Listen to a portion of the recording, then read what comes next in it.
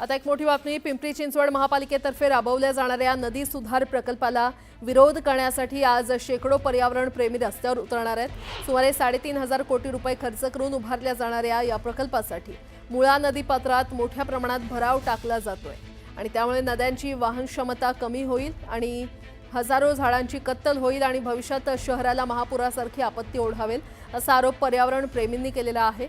त्यामुळे या सर्व मुद्द्यांवरून पर्यावरण प्रेमींनी या प्रकल्पाला विरोध केलेला आहे आणि आज होणाऱ्या आंदोलनात अभिनेते सयाजी शिंदे आणि सुमारे 100हून अधिक सामाजिक संघटनांमधील शेकडो कार्यकर्ते आणि स्थानिक मुळा नदी पात्राशेजारी लॉंग मार्च काढून आपल्या मागण्यांकडे लक्ष वेधण्यात येणार आहे।